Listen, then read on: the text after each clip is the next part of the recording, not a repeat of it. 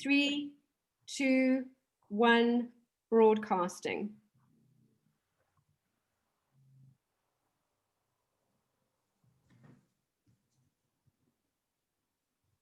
Good afternoon and welcome. We'll just give it a couple of minutes to get everyone in the room and then we'll get going. Thank you so much for joining us this afternoon.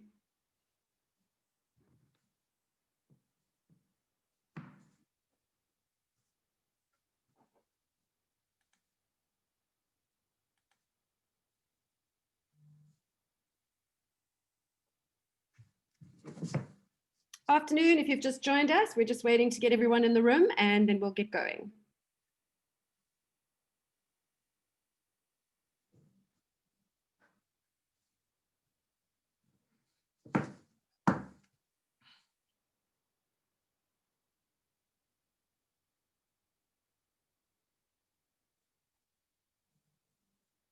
Right, I think we are ready to rock and roll. Hello and welcome everyone to this Flight Centre Travel Group webinar on the state of the market report and alert level 1 regulations. My name is Natalia Rosa and it is a great privilege for me to spend the next hour with you and our great panelists who I'd like to introduce you to you before we begin.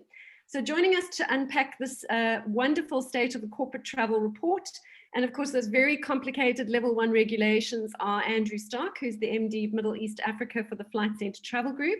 We have Abel Alamu from Ethiopian Airlines. He is the Regional Manager. Barney Smith, the rose amongst the thorns. She's the GM of FCM Travel Solutions. And of course, Oz Desai, who's FCTG's Corporate Executive Director. A very special thank you to Fourth Dimension's fantastic research team for putting the study together, which we're going to unpack a little bit for you today. And welcome to our panelists for joining me this afternoon at 3 o'clock. Before we get stuck in, the Q&A folder at the bottom of your screen is where we would love to get your questions. That Q&A folder is open for the duration of the session, so please keep those questions coming through during the webinar and we'll endeavour to respond to as many of them as we can during the hour-long session. So the Q&A folder at the bottom of your screen is where you throw your questions. So I guess that leads me to ask my first one. And we all know in our world of COVID that the number of seismic shifts that we have experienced in our own lives, in our businesses, has been absolutely monumental. I saw something the other day with Bill Gates being quoted as saying 2 years of digital transformation have actually happened in 2 months. Can you believe it?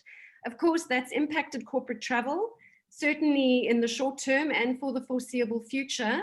So I guess let's deal with the immediate question on everyone's lips and certainly mine, and Andrew, it's for you. With the reopening of international travel to and from South Africa, what does that mean for South Africans who are wanting to travel and are wanting to return? And what are some of the nuances around that international travel? Good afternoon, Natalia, and thanks for the opportunity. I think for us, we've been unpacking this as Flight Centre Travel Group and our corporate entities for the last couple of weeks, to be honest. It's great news. If you think about it, 6 months ago, our business came to a complete halt. And where we are right now, there are pockets of green shoots. I think what's very different to any sort of global disaster, where if you think about 9/11, we saw about a 31% drop in air capacity. SARS, we saw about an 18% drop in air capacity. COVID, the predictions are a 71% drop in air capacity. So I think the COVID impact is going to be felt for a very long time. It's going to have an impact on a broader group of the supply chain, which doesn't bode well for corporate travel, and because it doesn't bode well for choice. So I think corporates need to start getting their heads around the fact that there's going to be very, very much limited availability, limited choice around certain destinations. But to answer your question, the good news is borders are open and a corporate customer can get from point A to point B. It's going to be highly complex in some instances, but let's be fair. Corporate travel has always been highly complex. We're used to delays and cancellations and reroutings. But it's good news. You can actually get from point A to B. I think there's less restrictions for corporate travel than there is for leisure travel. So I think it's good news and it's a start. Certainly, I think President Cyril Ramaphosa's announcement exceeded my expectations. I initially thought he'd open up international travel for business essential first, but he's gone and opened up for everyone else. But obviously a little more restrictions around the leisure space, far less restricted around the corporate travel management space. And as you say, there are some idiosyncrasies that we need to take into account, but because we live in a world of corporate travel, we know that travel goes awry, and that's what we're here for, is to make sure that we make it as seamless as possible for travelers. Andrew, if I could just stick to you for a second, and that's to unpack how you feel, just based on all the discussions that you have with your global colleagues, with FCTG being such a global brand, about how you expect that travel to return. So what are some of the things that you're seeing in other markets, and how do you think that that will translate from an outbound South African perspective? Yeah, it's a great question. I mean, we're in 11 equity countries globally. We meet as an executive team every Tuesday morning for a couple of hours, and we touch base with what's happening globally. China's apparently, the virus is out of China. I don't want to sound like Trump here, but I mean, it's out of China. And apparently domestic travel's thriving, in the East and in China. So that really bodes well. Australia and New Zealand's a bit of a world of pain because they've tried to eradicate the virus, and that hasn't certainly helped. But there is apparently we're a couple of weeks away from borders opening up in Australia and New Zealand. And then we look to the UK. I think they're in a world of pain. America concentrating purely on domestic travel. And then I think South Africa has far more probably areas of green shoots forming than the rest of our global counterparts. Our international borders are open. Our domestic borders are open. I mean, one thing we know for sure is South Africa is open. There's pockets of Africa that are open, which will be good to hear what Abel has to say. Pockets of Indian Ocean, pockets of Far East, pockets of Europe. So we sit from a South African perspective in probably a better position than most of our first world country global counterparts. So I think we've got lots to celebrate. We've got lots to still unpack, which is what we'll do over the next 45 minutes. But South Africa probably looks like they're leading the pack when it comes to recovery. And I think for that is, being the country they are, we've got bigger problems probably to deal with. We've got an economy to move forward. And I think Cyril has made as many of the right decisions as he possibly can. And I think it bodes well for overall business as we try and sort of get through this pandemic. To answer your question, 2 to 5 years before I think we're back to any real levels of normality on the same numbers that we saw pre-COVID. Wow, that is incredible. And as you say, lots of green shoots. I'm particularly excited about Africa. So I'm going to ask Abel to unmute himself because this is aimed at him. And very excited to have you in the room with us, Abel, as our hub, our East Africa hub. And Ethiopian is such an incredible airline, and what you have done to open Africa as a hub, an Addis Ababa hub, for the rest of the world coming into Africa. We know from an inbound perspective to South Africa that Africa, all the countries in Africa are not high risk, they're low and medium risk. We know as South Africans that we can travel everywhere in Africa without any issues, as Andrew has said. What are you seeing from an African market perspective in terms of business travel recovery? Is there demand? Are people traveling? Thank you for having me, Natalia, and thank you for inviting me for this. Africa, of course, like the other continents, has been seriously affected due to the COVID restrictions over the past 7 months almost. So we've started seeing development in terms of travel movement since June or end of June. Some countries had relatively less strict restrictions as compared to the others. With South Africa being the biggest travel market in the continent. When South Africa opened the borders for all African travelers last week, we can say now all regions, North, South, West, and Central Africa is ready to travel. And the Ethiopian Airlines has maintained the connection, restoring capacities to different destinations. Of course, capacities are being restored gradually. Frequencies are not immediately restored. The demand is still weak.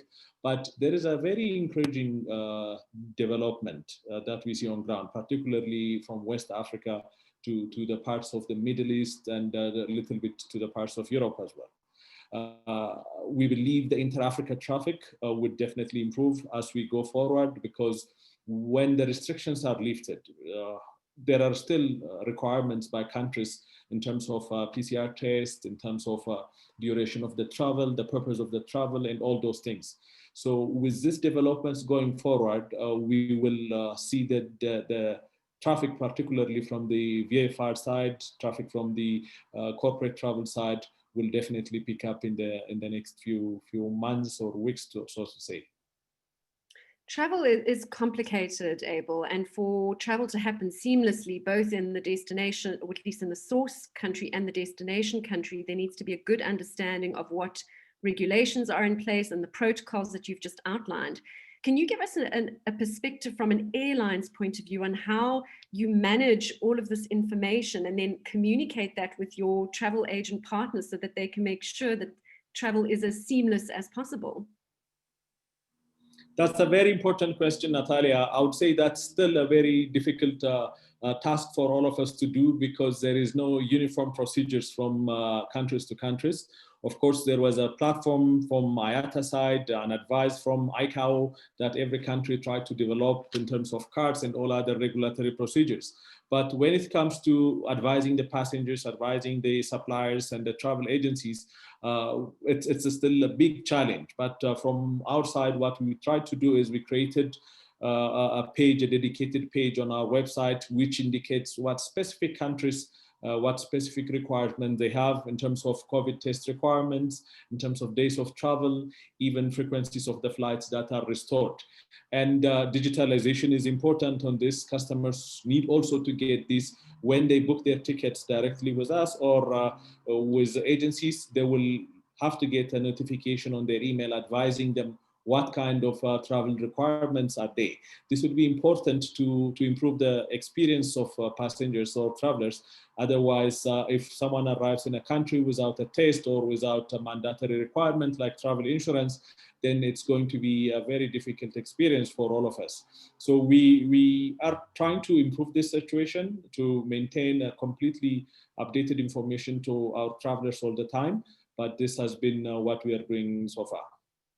Thank you, Abel. And in a COVID world, the keeper of the information has the most power because there's just so much uncertainty at the moment. So working together as an industry to make sure that we are informed is absolutely essential. Oz, I'd like to come through to you, if I may, and that is the TMC's role in being informed and empowered and providing information to the customer kind of on the coalface of what's happening.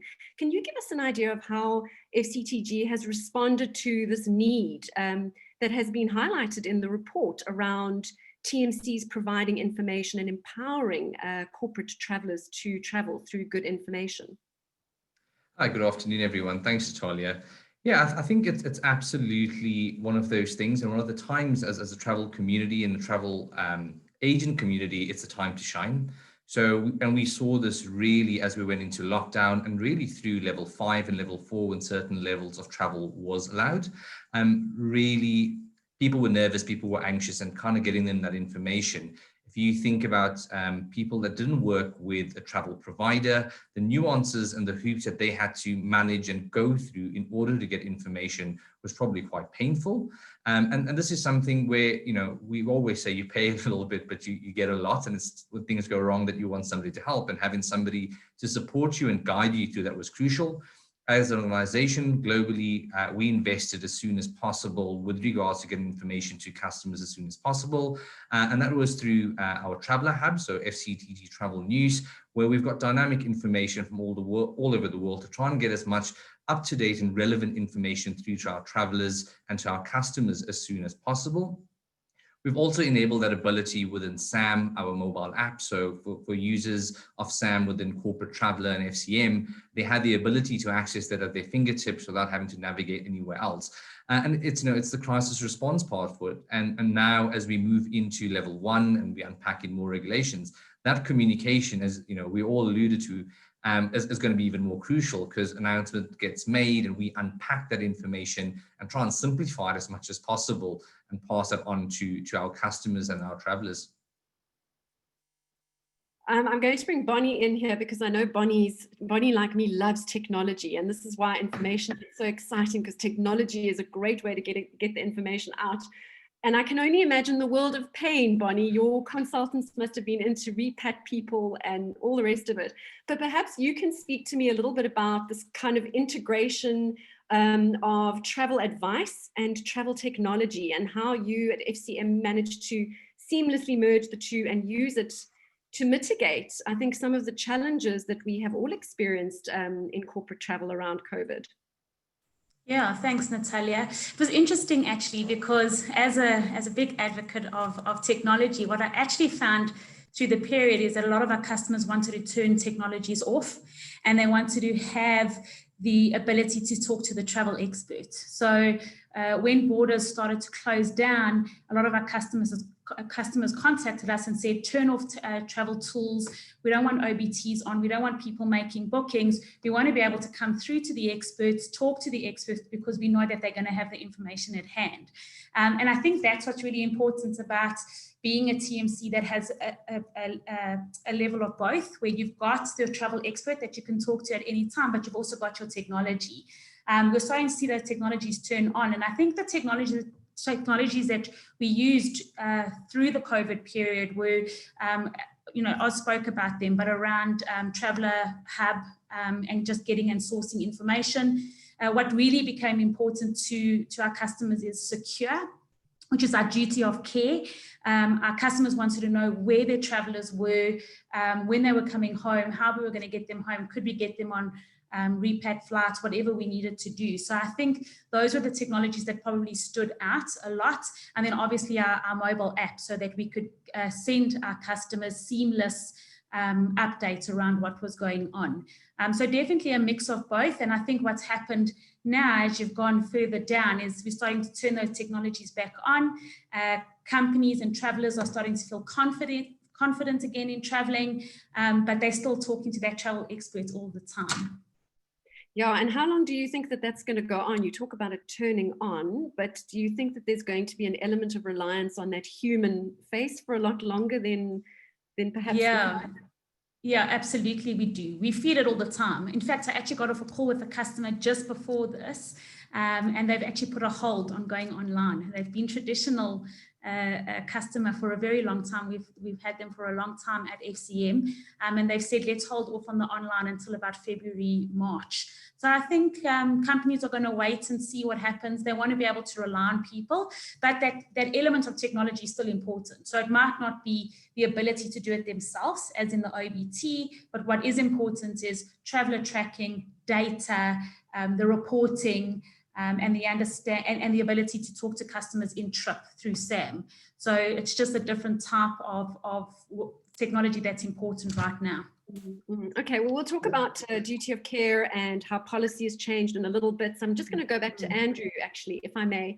And I see he's unmuted himself, so he probably wants to weigh in. But before you weigh in, Andrew, a question to you as someone who's a business owner, and that is, talking about technology and agility in this particular time.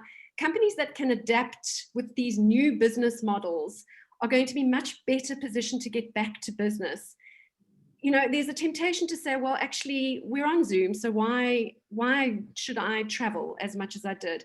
And perhaps you can just unpack for me what the new business model in a time of COVID looks like, with corporate travel as part of that, and why it's important for corporate travel to be part of it. That seems like 5 questions, Natalia. So I'll try my best to unpack you can get through all of them, I'm sure.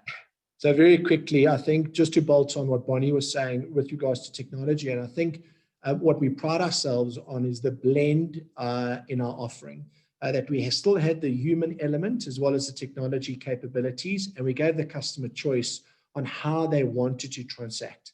And funny enough, in an environment like this, where you've got, your Takealots of the world and all your online capabilities really soaring over the last 6 months, it's been completely opposite in travel. The reliance back on human beings, reliance back on expertise and skill, and a key attribute that comes out of the study, as well as the study we've seen internally as well, is how important concise communication has been during this COVID pandemic. And I think, we pride the fact that we collectively as a senior executive team spoke to our top customers, in some instances on a weekly basis, just keeping them informed on how things are going. And initially, I think when this all unfolded, when customers were really worried about the security of their travel management company, as in financial security. And I think we had to really relay fears that we were going to be around for a long period of time. And I think that's really still quite pertinent in the environment we are today. With regards to the adaptability, with regards to how the world's changed, I don't know about you, but I love seeing you guys on Zoom, but I physically can't wait to get on an airplane and see you down in Cape Town, Natalia. So I think there's an element. I think no doubt through the consulting research that's been done, it says, our corporates have saying to us, I will probably only travel 50% of what I used to travel in pre-COVID world. And that we accept. We think that will sort of slow down and then start ramping up probably 2 to 3 years from now. But certainly there's a role to play. I think, in our own business, we've probably never been as collaborative as we are today with our global counterparts. We are connected on a weekly basis.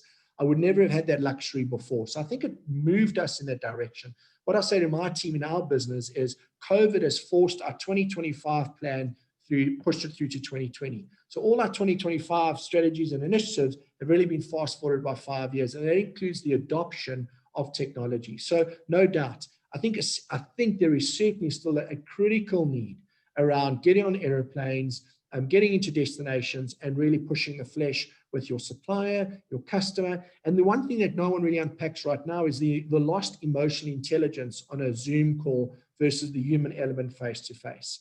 And companies that, I sort of read about all talk about what happens in the induction period, what happens when I'm bringing people on board, what happens to their culture. And I think culture and connectivity and communication is really, really key for most companies. Company like Flight Centre Travel Group, we thrive on the collaboration, we thrive on the culture. And that's something we got to certainly unpack. So I certainly feel there will be a heightened demand as the complexity starts to weigh down for travel again. What's the new norm for travel, Natalia? I think we've got to get used to probably a world, and Abel might jump in here, but a world where we've got to get used to masks, hand sanitization, and probably a far more cleaner world in what we live in.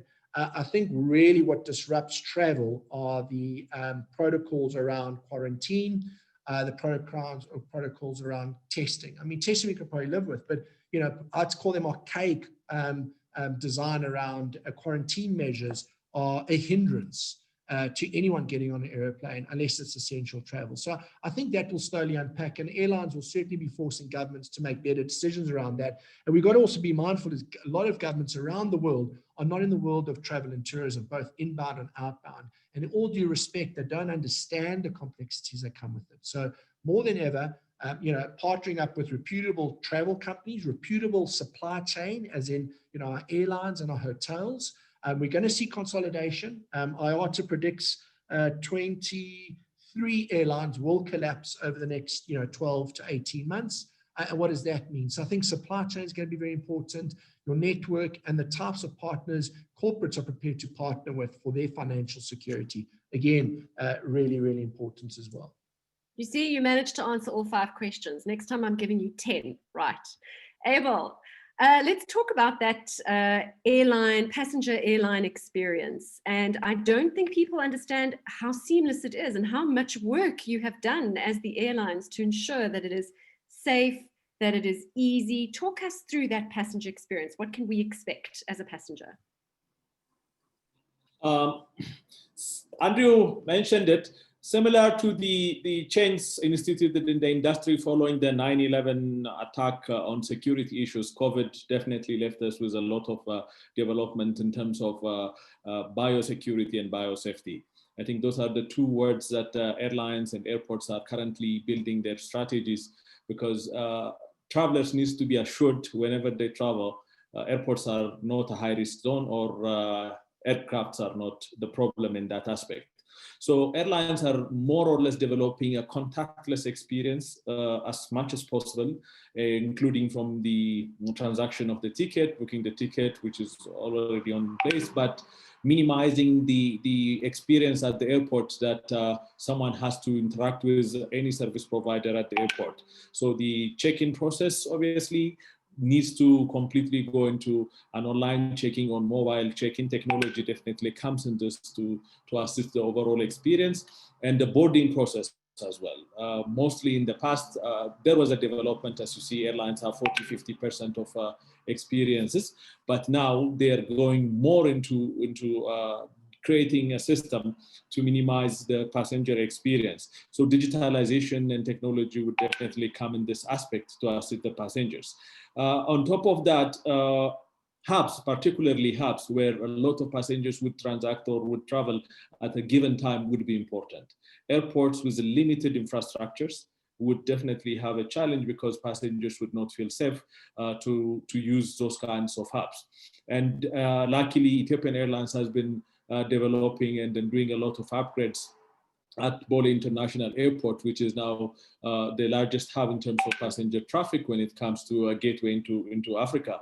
And the airport is now reorganized in terms of a completely assuring way to a passenger from the biosafety and biosecurity perspective. It's pretty much spacious. No one will be congested like it used to be. And this airport has just started two weeks ago, luckily for us. So we are ready to channel the traffic that is coming in during the revamping strategy going forward.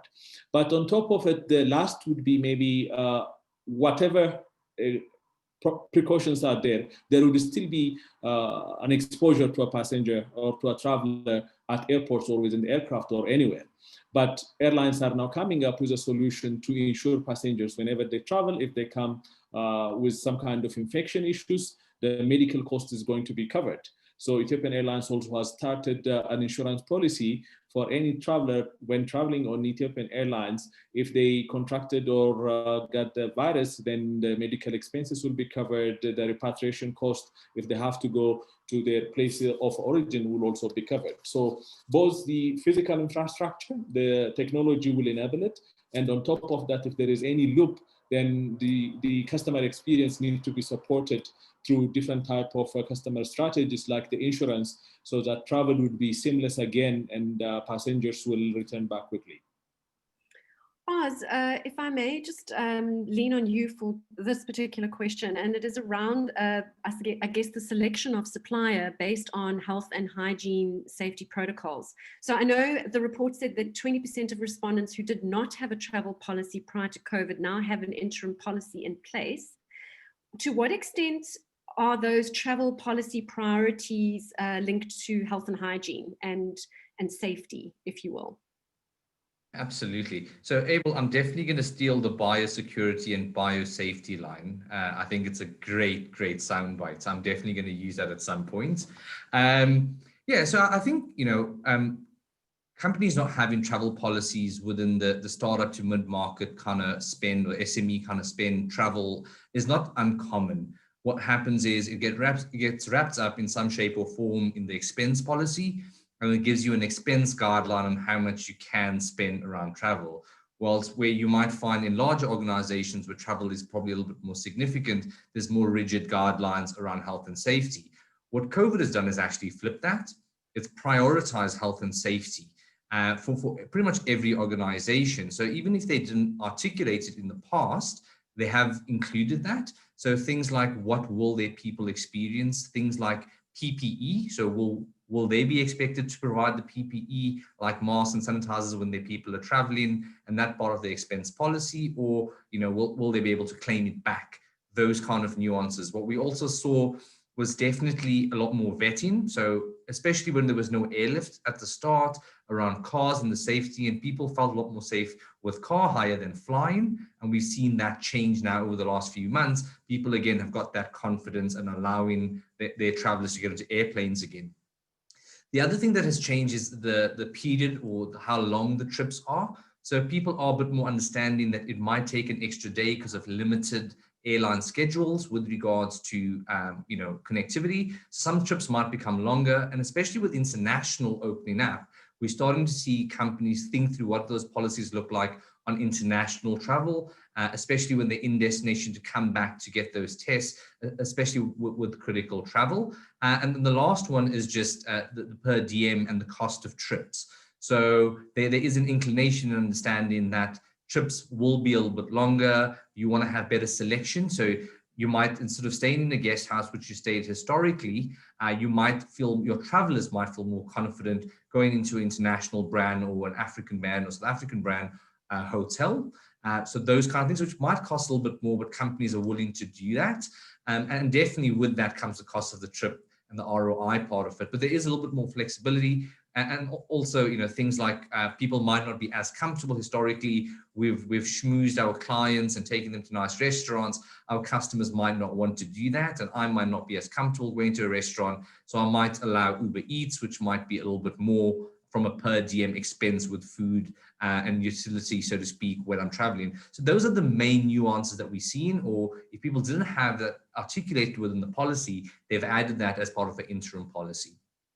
And so I do remember the report talking about the fact that policy changes addressing COVID-19 precautions were seen by those who responded as an important way to restore confidence in the overall workplace. So almost like a framework that provided that confidence. What, in your view, is needed to restore that travel confidence, if you will? Yeah, I think, it's a question our customers have been asking us for, and we've done a few things around it. So the first part is actually understanding as an organization what your appetite is to travel. So from an executive level, operational need, business strategy, is travel going to need it and where it's going to be needed? The next part is actually speaking to your travelers.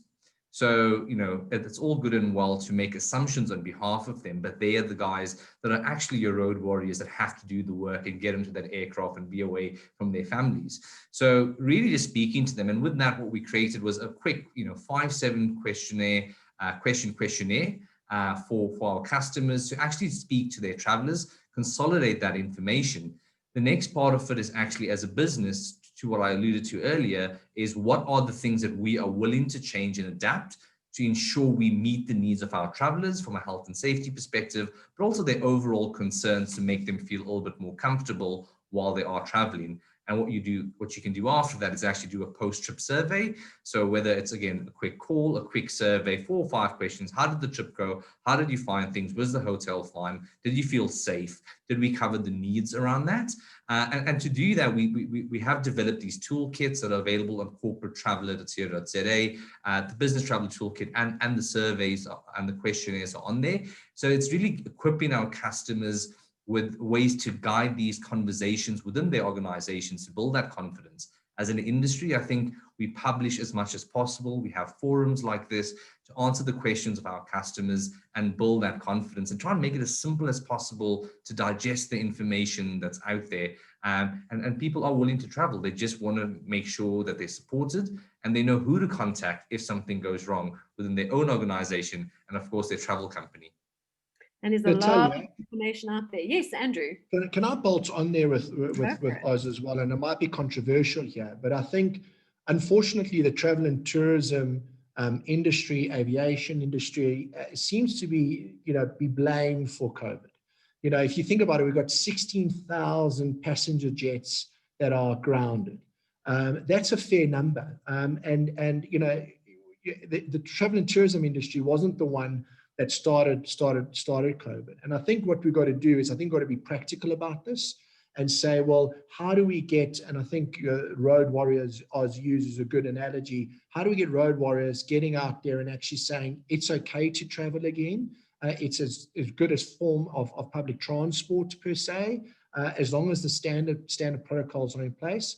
I think for me, the two really important, how do you bring back that level of feeling safe about the journey, is duty of care as well. Our customers are saying to us, we want to make sure the duty of care protocols are well in place. Make sure that you're partnering with the very best partners, and make sure that if something goes wrong, you can repatriate my employee out of a country or to the safest area possible within a couple of hours. And I want to know at any given time where my travelers are. And I think that's priority number one. And I think priority number two, we were talking about travel policy, is I actually don't see it as a travel policy anymore. It's an insurance policy. It's a travel insurance policy. It's one of those things that in the leisure space, we talk about the fact that you should never leave South African borders without travel insurance. And same in the corporate space today. If you do not have a travel policy in place, you should have a travel policy in place, because that gives everyone the guidelines on how they need to operate within a travel spectrum. So coupled with duty of care, I think, we just got to be practical around this, is that it should start to spike in time. And I suppose collectively as an industry, we've been battered. And we've got to slowly build up that self-belief again that, it's going to be okay. It's going to be okay. And you mentioned the magic words, duty of care. So I'm going to go on to Bon, because I know we used to speak about duty of care almost as much as we say you're on mute at the moment. I guess that has become the topic of discussion. How are you finding travel programs changing practically to cater to this additional need for duty of care, if you will, or focus on it? Yeah, there's nothing like a global pandemic for customers to sit back and say, hang on a second, what does my travel policy actually say? And what am I not allowed to do? And I think some of the things, we're seeing a massive demand for customers talking to us around policies of the future. And I love that what Andrew spoke about being insurance. It's absolutely that. And you shouldn't be traveling if you don't have a policy in place. And I think we're still unpacking many aspects of it, of what this looks like. To Abel's point, a big thing on customers' mind is around touchless travel. So how do we make sure that within the policy, our travelers feel safe, that when they get to the airport, it is all biosecurity, biosafety, biometrics is going to be a key part. Digital health documents, which comes a big part of what is the technology of travel start to look like, and how do we make sure that we have got technologies that allow our customers to store everything digitally instead of having pieces of paper. I think a big aspect of change of policy is what happens if I get the virus while I'm traveling. How do I get home? Where do I quarantine? So that's being unpacked at the moment. And then absolutely the duty of care. And I think that element has probably been driven the most over this period. And, we do have a system called Secure, where we can track travelers. And I think really what's happened is, from a technology point of view, the group has not stopped the investment on duty of care.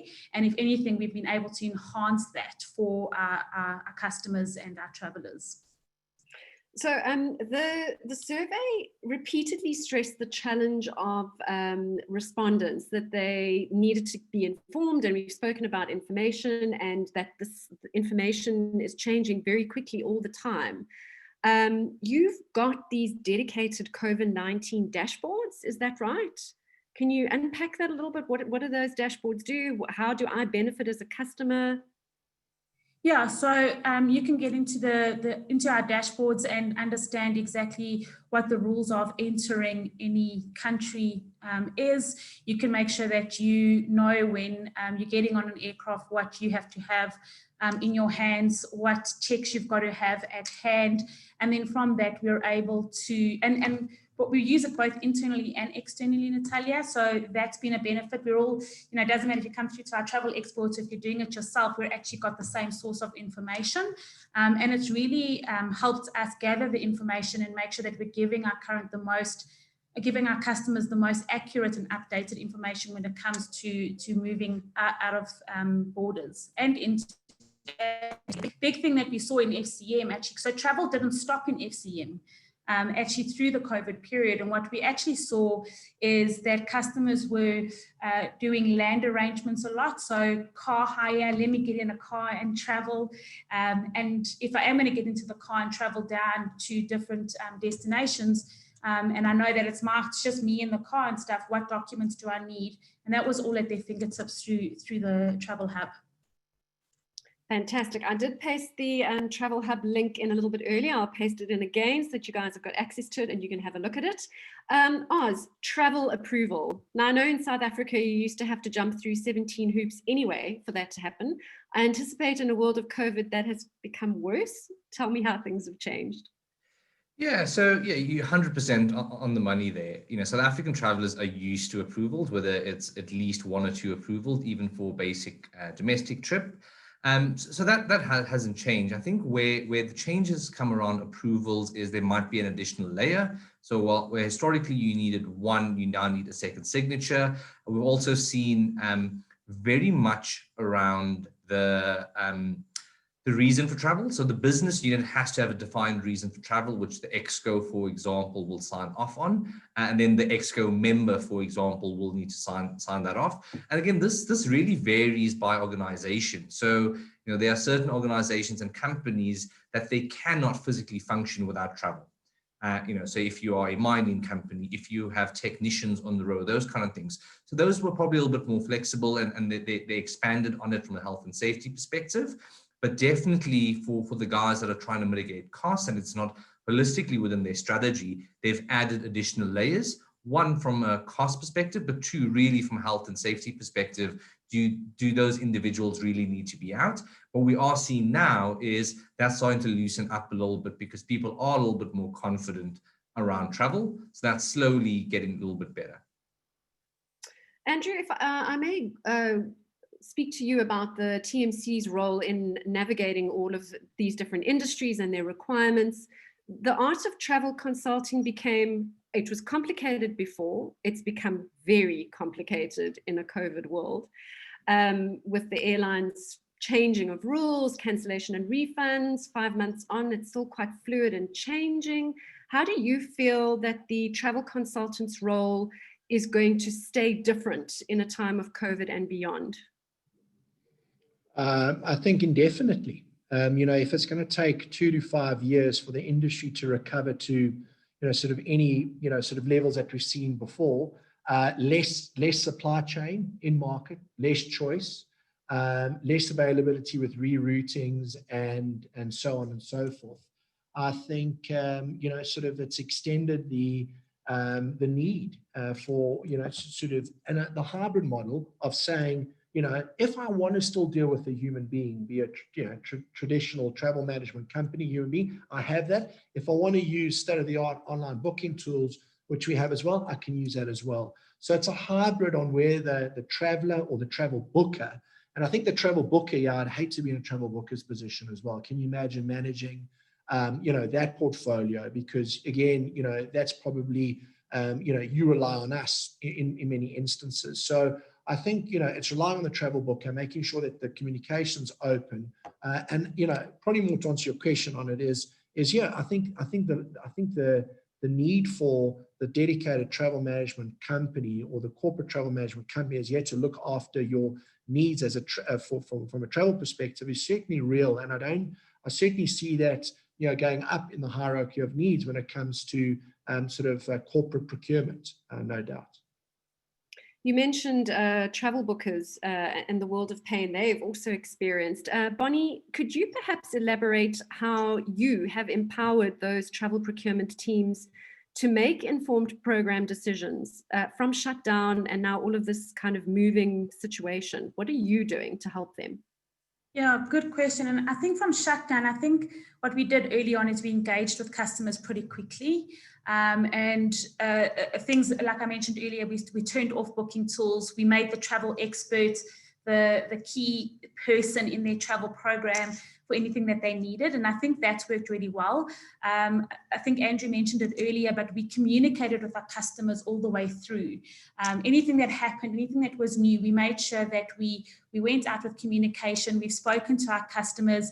And then from our key account management team, I think they've actually been busier than they've ever been before. And that's really been driven around what do policies look like, change in policies, traveler tracking, consolidation of suppliers, because that's really important.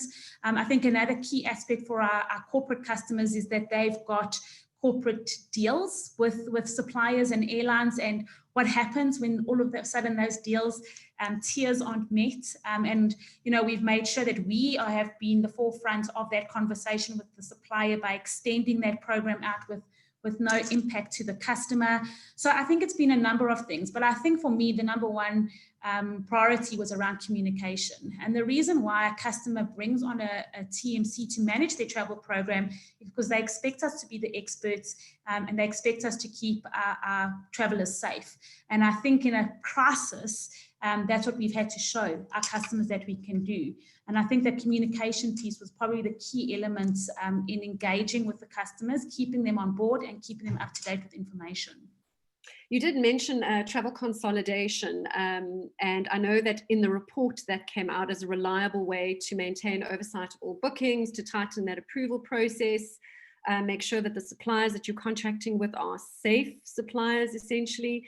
What are the benefits of working with a global TMC like you when you're talking about consolidation?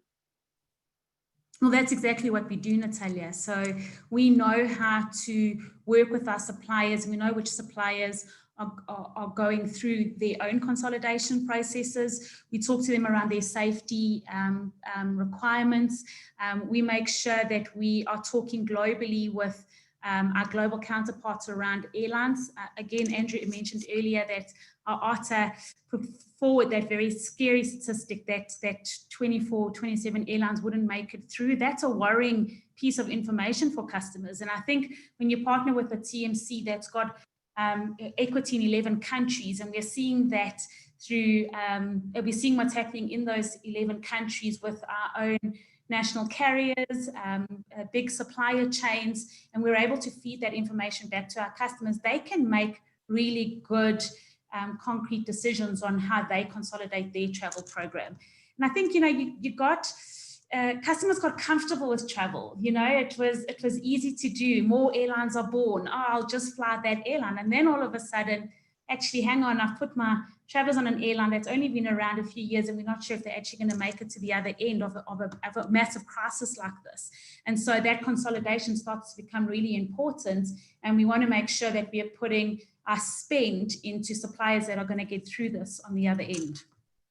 I'm going to ask one last question around the study, and Oz, I'm going to ask it to you. And I'm going to just say, if you would like to ask any questions around the level 1 regulations, we do have a couple that have come in. We're happy to respond to those. Please feel free to throw those into the Q&A for us. Oz, a final question around the report for you, and that is around travel budgets. Of course, the first thing people are going to want to do is to say, right, rein it in completely. How can a TMC help companies navigate the significant drop of travel budget that they're now faced with, essentially? Yeah, so I hope our CFO is listening, because he holds the purse strings in our business. But yeah, I think it's definitely something that everybody's looking to do. You've got to stabilize your organizations, as many of the companies within South Africa and Africa have done to kind of get to where they are. And we're probably at a point where everybody's defining strategy. We know historically, we know economically, the data says to us that travel is an enabler for business growth and business optimization. So any company, whether you're a startup, whether you are a Forbes, a JSE listed company, whether you are a globally listed company, the expectation is growth, and aggressive growth generally, especially through this. Travel is that enabler of that. It allows you to connect. It allows you to mobilize your business. We saw from the study, the first parts that every organization, the highest ranked people that need to travel are going to be our salespeople and account management people. And those are the people that are customer facing, and they're the primary drivers for growth within an organization and retention, which ensures growth happens and there's no leaky bucket. So I don't see that changing. The other part is about connectivity. Andrew mentioned culturally, we cannot physically do a great workshop with 20 people with sticky notes, or agile workshop via a Zoom or any digital platform. No one has that capability right now. So that ability will, am I still here? That need will always be there. And we've got to weigh up what's business critical and really what's going to drive growth. And all CFOs and procurement need to consider that as we kind of venture onto this new environment. Okay, I'm going to segue to our level 1 questions. I'm almost a little bit scared to go down this rabbit hole, but let's go anyway. And the question is from Tsetso, who says, there's 2 questions. The one I can actually respond to quite easily, but the first one I'm hoping one of our panelists will. And the questions are, do treaty permit holders have to apply to return to South Africa through the Department of Home Affairs? The second question is, what is the expected response time from the DHA on these travel approval requests? So the second question I can respond to quite easily. The DHA has come back to us and said they don't know. So the DHA does not know how long it's going to take for them to approve the requests for business travelers coming from high-risk countries. Also to note that that list of high-risk countries will change fortnightly. So if you are the UK and you're on the high risk today, you might not be on the high risk in 2 weeks' time when you want to travel. So just keep that in the back of your mind. Would any of our panelists like to deal with the first question, which is around treaty permit holders applying to return to South Africa? Yeah, I don't think I've come across that one just quite yet. So, my recommendation would be to contact your travel experts, and we can do that research to give you as concise information as possible, through the various channels. I'd rather not give you the incorrect information. I'd rather give you stuff that we're 100% sure of. So please send it through to one of our experts and we'll review that for you. Great. Nicole has said, if you arrive back in South Africa with a negative test, will you be allowed to self-quarantine at home or will you be forced into a facility? And then her second part to that is, if you land in Joburg, will you have to get another test done before you can fly in Cape Town? I'm happy to respond to that unless you want to respond, Oz. Okay. So Nicole, to your first question, it depends on who's arriving in South Africa. If it is a South African citizen, they don't even need to arrive with a PCR test. The government does ask within its regulations that you present a test, but as a South African citizen or a permanent resident holder, you are entitled to be in South Africa, so they cannot bar your entry. The airline onboarding is quite likely, Abel, you'll tell me if I'm wrong, going to ask you for a PCR negative test. But if you are a South African, you cannot be denied entry into the Republic of South Africa. So you will not even need to self-quarantine at home as a South African. You are entitled to come home. You will be screened like any traveler. If you are shown to be symptomatic, then yes, you will be required to isolate. There is no need to get another test before you fly to Cape Town. Your test is solid, the one that you've already done. That is the response to those questions. Let's see if we have any other level 1 questions. Travel insurance. So, do South Africans need travel insurance to return to South Africa? Anyone want to take that? Natalia, no, I think the answer is no to return. It's more, outbound travel. Obviously we certainly push the fact that you should be taking travel insurance whenever you leave South African borders. That should be non-negotiable, especially in these times. But from our understanding, no, South Africans will not be required to show travel insurance when coming back into the country. Fantastic. Yes, if I may come in here, as rightly said, South African citizens are not subjected to the current restriction the government put forward. So they don't need a PCR test and they don't also need an insurance to come back to their own country. Airlines will also board them without checking this from their point of origin. Wonderful. Thank you, Abel. The world is our oyster as South Africans. And a question we often get, whether it's leisure or corporate travel, is that South Africans can travel to anywhere in the world, provided that recipient country or destination is happy to have them. So there is no limitation in terms of high risk, if you will, from a South African government perspective, to have South Africans travel for business or leisure to anywhere in the world, provided that destination country is happy to have them. And that's the important thing to check with your travel consultant and what requirements there are in that destination country. Brett has said, will travel insurance providers cover the cost of the COVID test if this has to be done in a foreign destination or before they depart back to South Africa? So the travel insurer in South Africa, would they cover that? No. No, it's not part of the insurance policy, no. Yeah.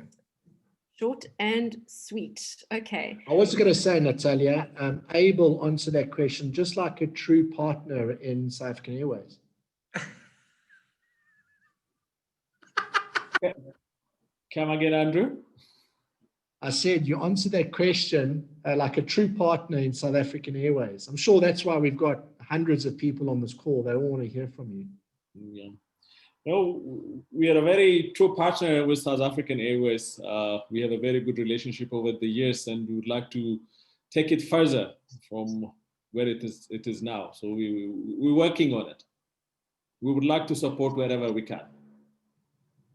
You're on the record here, Abel. Andrew. No, well, Natalia, and I don't mean to take over as a facilitator, but I think it is such a pertinent point for us. I think, we sit as a travel company in South Africa, we talk about supply chain, and, we worried about what's left. I think if you look at the local market, Fly SA is doing very well, SA Airlines doing very well. There's a big question mark around Mango now. There's obviously a question mark around SAA. The quick question mark around the 10 billion. And I think, what's going to happen will be really interesting to see. I think for us, a lot of our customers are manufacturing, engineering, mining, and we rely heavily on a sort of a connected African network. So for us, it's important that we know what's going to happen. And you talk about that question earlier, Natalia, about what's going to get trust back in travelers getting on board aircrafts, is they're getting back on aircrafts, on carriers that are reputable and obviously have the network. So I think, I think Oz or Bonnie mentioned as well, is that what's going to drive GDP growth is airlift. And we've always advocated this, open the skies, which takes away a lot of this noise if we did have open skies, which is another topic for conversation. So yeah, I think it is a very pertinent point. And I think, that's certainly why on this call, we've partnered with Ethiopian and Able to maybe provide some clarity on what does the African network look like, air network going to look like over the next sort of 12 to 18 months, if I may. Okay. As you know, Ethiopian Airlines is one of the leading carriers currently. Before COVID, we had about 130 destinations all over the world. From Tokyo to Los Angeles, from Oslo to Cape Town, and everywhere in between. And Africa has always been our backyard market. We had 62 destinations in the continent, and post-COVID, we managed to recover some 40 of the destinations now that ET is currently flying. And ET is ready to restore all the capacity and expand the operation into these places. We are ready in terms of aircrafts. We have 125 aircrafts, brand new Boeing and Airbus A350s. The facilities, as I mentioned, at this airport has been upgraded to accommodate the increasing passenger traffic. So the inter-Africa connectivity is currently pretty much on the strong side. And we also have a lot of strategic partners in the continent in different parts of, like in West and Central and East Africa. So working with this startup airlines as well, Ethiopian Airlines is committed to contribute to a revamped strategy of each African countries in terms of returning leisure traffic, because tourism, particularly in East Africa, Kenya, Tanzania, is very much crucial. So we would like to bring tourists who are ready to come back to Africa and visit. We would like to make it easy for them, and commerce is also quite important. So ET is restoring this capacity. As far as South Africa is concerned, this is a very big market that Ethiopian Airlines is also has a vested interest in. We restored the capacity with a daily flight to Johannesburg on the 1st of October, and by the 20th of October, we will do our second daily flight, which is a night connection, which makes it very much easy to travelers, particularly within the continent, because passengers will have a minimum time in Addis, which is pretty much critical at this time. So Cape Town is also connected in our network. Just to go back to your question, South African Airways has been our partner for a very long time. We have a code-share arrangement, we have interline agreements. All these arrangements are currently in place. So anyone booking even with SA can also travel with Ethiopian Airlines during this time, so that we can make it easy for all travelers to fly confidently. Thank you, Abel. I'm going to stay with Abel, if I may, because you're popular on our Q&A folder, and that's a question from Rian saying, do you foresee airline tickets going up with the opening of borders for certain countries, or will you try to retain the same fares? I think we would pretty much stay on the same fares because most airlines who come to different operation are restoring capacity, meaning demand is still weak, but the available capacity is high. So it's a basic economics. Airlines will still keep the same fare, but it might be minimal increase here and there, particularly segment-wise or destination basis. But we do not expect a significant spike of fares like people projected. Right, we are on 4 o'clock. I'm conscious that everybody's time is very precious. So I'm going to ask one last question, if I may. I'm being sneaky, Andrew. And that is the question around how do you foresee a collaboration happening going forward? So it's very important that countries, government bodies, companies, airlines, TMCs collaborate better in a COVID, post-COVID world. What does that look like? You have the final say, and then we will say goodbye. Look, I think COVID's taught us to collaborate more. We're certainly going to have a smaller market from a South African outbound perspective, a smaller market, less players, high level of consolidation.